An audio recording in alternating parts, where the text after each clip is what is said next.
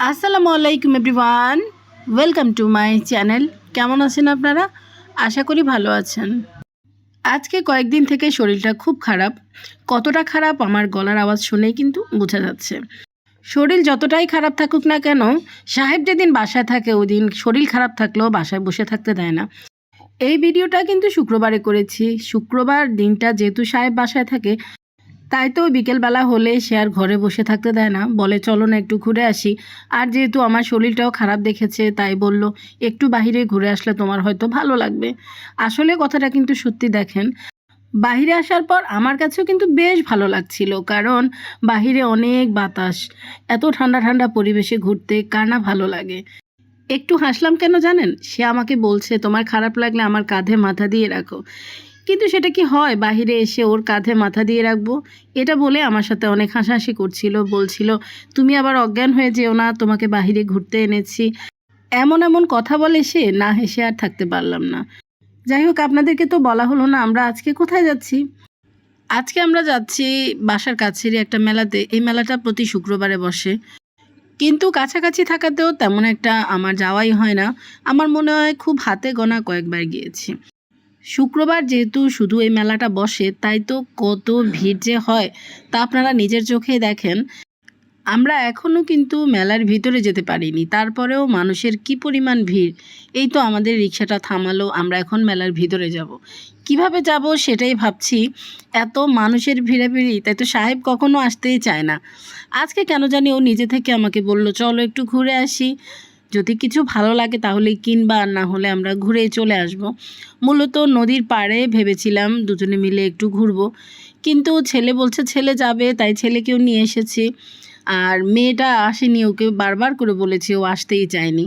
ওর নাকি পড়া আছে, তাই আমিও আর জোর করিনি। মেলার একটু ভিতরের দিকে আসার পরই এই কোকারিজ আইটেমগুলো আমার আবার চোখে পড়লো। তাই তো ভাবলাম এখান থেকে কিছু নিব কিনা দেখছি। সাহেবকেও দেখাচ্ছি, আমিও দেখছি। ভেবেছিলাম এখান থেকে কয়টা বাটি নিয়ে যাব, কিন্তু আমার সাহেব তো পছন্দই করছে না। ও আবার মেলার জিনিস কেন জানি না কখনো নিতেই চায় না। আমি বললাম রাফ ইউজ করবো, এখান থেকে কিছু অন্তত নিয়ে যাই। পরে কিছুক্ষণ দেখলাম ওর ভালো লাগেনি দেখে, তারপর আর ওখান থেকে কিছু নিইনি। এরপর ছেলে একটা আইসক্রিম চাইলো, একটু সামনে আসার পর ওকেও একটা আইসক্রিম এখান থেকে কিনে দিলাম। আমাকেও বলেছে অবশ্য, আমার তো ঠান্ডা লেগে আছে তাই আমি আর খাইনি। তারপর এই পাপোশের দোকান থেকে ভাবলাম আমার ওয়াশরুমের সামনের জন্য একটা পাপোশ নিব। আর এই যে এই ছোট ছোট গোলাকৃতির এগুলা চারটা নিব গরম পাতিল রাখার জন্য টেবিলের উপরে। আমার কাছে কিন্তু বেশ ভালোই লেগেছে, আর মোটামুটি মার্কেটের চেয়ে একটু দামও কম লেগেছে।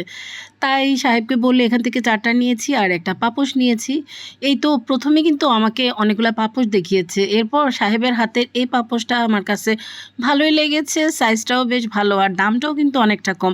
আসলে মেলা থেকে কিছু কিনলে আমি মনে করি ভালোই হয়, কারণ মার্কেটে এই সেম জিনিসের দাম অনেক বেশি থাকে, মেলাতে অনেক কিছু দেখে শুনে কিনা যায়। যাই হোক, পাপোশের দোকান থেকে আমরা এরপর একটু সামনের দিকে আসলাম, ঘোরাঘুরি করছি আর দেখছি। এরপর দেখলাম একটা দোকানে গ্লাস মগ বিক্রি করছে, মানে কোকারিজ আইটেম ভ্যারাইটিস বিক্রি করছে। আমি ভাবলাম সাহেবের জন্য একটা মগ নিব, তাই ওকে বললাম একটা মগ পছন্দ করো। ওর মগটা ভেঙে গেছে। এরপর ও এই মগটা পছন্দ করেছে, দেখেন প্লেন একটু মোটা করে। ওর আবার এ ধরনের মগ অনেক ভালো লাগে, তাই তো ওর জন্য এখান থেকে একটা মগ কিনে নিলাম। এরপর একটু সামনের দিকে যাচ্ছি, পুরো মেলাটা আসলে ঘুরে ঘুরে দেখছিলাম। কিনাছেও কেন জানি আমার কাছে ঘুরে ঘুরে দেখতে ভালো লাগছিল। কত মানুষ, মানুষের জন্য তো ঠিকমতো আমরা হাঁটতেই পারছিলাম না। সাহেব তো ছেলেটাকে ধরেই রেখেছে। যাই হোক, আমি আমার মতো করে একা একা হেঁটেছি, তাই আর সমস্যা হয়নি। হঠাৎ করে দেখছি আকাশটা একদম কালো হয়ে গেছে, মনে হয় এখনই বৃষ্টি হবে। আমরা তো ভয় পেয়ে গেছি। কি আর করা যায়, এই তো দেখেন দোকানদাররা ঝটপট করে তাড়াতাড়ি তারা দোকানের সব জিনিসপত্র একটু একটু করে গোছানো শুরু করছে। আর মনে হচ্ছিল যে এখনই রাত হয়ে গেছে, আসলে কিন্তু তা না।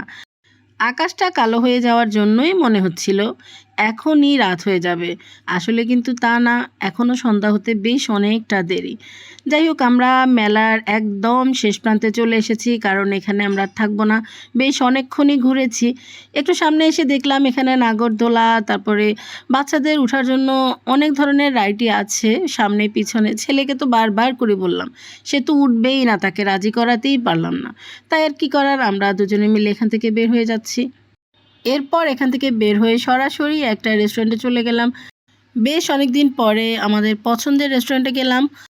তবে এখানে যাওয়ার পর মেয়েটাকে আমি খুব মিস করছিলাম। মেয়েটা এখন আসলে পড়ালেখার চাপে একটু ব্যস্ত থাকে, তাই তো সুযোগ আমরা পেলেও ওকে নিয়ে বের হতে পারি না। ও যেহেতু এবার এসএসসি পরীক্ষা দিবে, তাই তার পড়ালেখার চাপটা একটু বেশি। তাই ও ওইরকমভাবে ঘুরতে বের হতে চায় না। শুক্রবার ওর বাবা অনেক করে বলেছে, আমি বলেছি, তারপরও সে আসতে চায়নি। ওর নাকি পড়া আছে, আমি তাই আর জোর করিনি। আর এই তো রেস্টুরেন্টে যাওয়ার পর আমরা কিন্তু খাবার অর্ডার দিয়ে দিয়েছি। এই সময়টা আমার প্রচণ্ড মাথা ব্যথা ছিল, খুব খারাপ লাগছিল। জানি না, হঠাৎ করে মনে হচ্ছিল যে আবার জ্বর আসবে। কিন্তু সেটা সাহেবকে বুঝতে দিইনি। আমি যদি তাকে বলি আমার শরীর খারাপ লাগছে, তাহলে কিন্তু সে এখান থেকে খুব দ্রুত চলে যাবে। তাই আর আমি বলিনি। আর এই তো কিছুক্ষণ অপেক্ষা করার পর আমাদের খাবার চলে এসেছে। আজকে এখানে অর্ডার দিয়েছি একটা ডবল ডিমের মোগলাই। এই জায়গার মোগলাই আমার আবার খুব পছন্দের। আর সাথে একটা হালিম দিয়েছি। হালিম দিয়ে খাওয়ার জন্য একটা নানু দিয়েছি, মানে আইটেম খুব কম দিয়েছি। আর আমার সাহেব বরাবরই, আমি সবসময় বলি, ও ফাস্টফুড আইটেম খাবার খুব কম পছন্দ করে। ও এই ধরনের ঝাল ঝাল খাবারই বেশি পছন্দ করে। তাই ভাবলাম ওর পছন্দের জায়গায় যাই, আজকে আর ফাস্টফুড আইটেম কিছু খাবো না। আজকে সাহেবের পছন্দের আইটেমগুলাই নিলাম। যাই হোক, সবাই মিলে খুব মজা করে খেলাম। এরপর খাওয়া দাওয়া শেষ করে আমরা রেস্টুরেন্ট থেকে বের হয়ে গেলাম। একটু সামনে গিয়ে রিক্সা নিব ভাবছি, কারণ আমার মেয়ে বলেছে ওর জন্য আজকে চটপটি নিতে। তাই তো ওর বাবা ওর জন্য চটপটি আর ফুচকা নিতে একটু দেরি হয়েছে। তারপর আমরা আর দেরি না করে সরাসরি রিক্সায় উঠে গেলাম। এই তো এখন বাসায় চলে যাই, তার আগে আপনাদের কাছ থেকে বিদায় নিয়ে ফেলি। আজকে তবে এ পর্যন্ত, সবাই ভালো থাকবেন। আল্লাহ হাফেজ।